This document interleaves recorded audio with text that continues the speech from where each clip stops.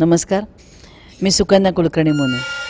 लक्ष cancer care सेंटरच्या या निमित्ताने मला तुमच्याशी संवाद साधायला मिळतो हे मी माझं भाग्य समजते. आणि हे ह्या भागातलं एक अतिशय उत्तम असं हॉस्पिटल आहे. लक्ष कॅन्सर केअर सेंटर आहे असं मला वाटतं.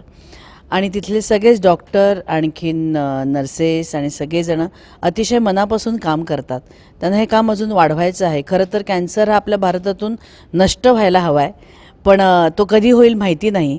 पण तो जोपर्यंत इथे आहे तोपर्यंत आपण चांगली काळजी घ्यायला पाहिजे. आणि त्याच्यासाठी हे सगळेजण तत्पर असतात. ते आपली खूप काळजी घेतात आणि खूप मनापासून काम करतात.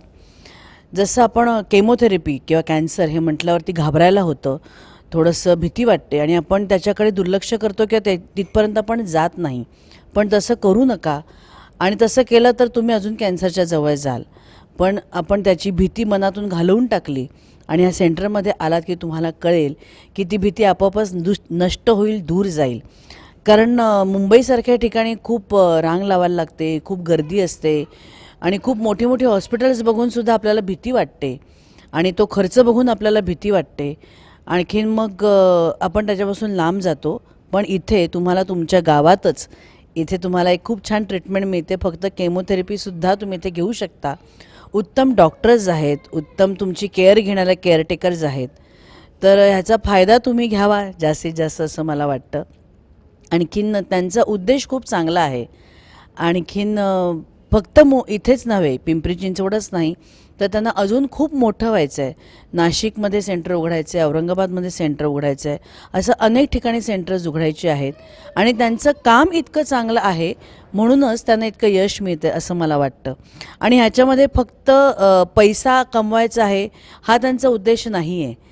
तर त्यांच्या पेशंट्सना त्यांना चांगली ट्रीटमेंट द्यायची आहे. मानसिकरित्यासुद्धा त्यांना पुन्हा एकदा आयुष्यात नव्याने उभं राहण्यासाठी प्रयत्न करायचा आहे. आणि इतकं छान ध्येय त्यांचं आहे आणि त्यांना आपण पाठिंबा देणं, त्यांच्या बरोबरीनं आपण राहणं हे मला वाटतं आपलं कर्तव्य आहे. तर आपण सगळे ज्यांना ज्यांना कॅन्सर आहे किंवा जे जे ह्या व्याधीतून जात आहेत त्यांनी याचा खरोखर उपयोग करून घ्यायचा आहे. म्हणजे आपल्याला पुन्हा एकदा आपल्या आयुष्यात जिद्दीनं उभं राहता येईल. आणि त्याच्यासाठी हे सगळेजण आहेत. आणि आपल्या आजूबाजूला कोणाला असं झालं असेल तर त्यांनासुद्धा सांगावं. आणि इथेसुद्धा तुम्हाला एक सकारात्मकता दिसेल, एक पॉझिटिव्हिटी दिसेल सगळ्यांमध्येच. आणि तीच पॉझिटिव्हिटी, ती सकारात्मकता आपल्या शरीरावर, आपल्या मनावर परिणाम करत असते. आणि म्हणूनच आपण लवकरात लवकर बरे होऊन इथून बाहेर पडतो. आणि त्याच्यानंतरसुद्धा या डॉक्टर्सबरोबर, या केअरटेकर्सबरोबर आपलं एक वेगळं नातं निर्माण होतं.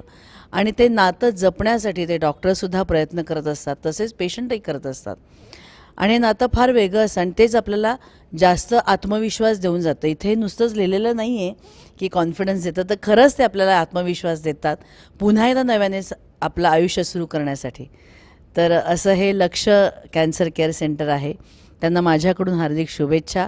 असेच तुम्ही मोठे मोठे होत राहा आणि तुमचं ध्येय जे आहे की कॅन्सर इथून नष्टच व्हायला पाहिजे तेही लवकरात लवकर सक्सेस होऊ दे.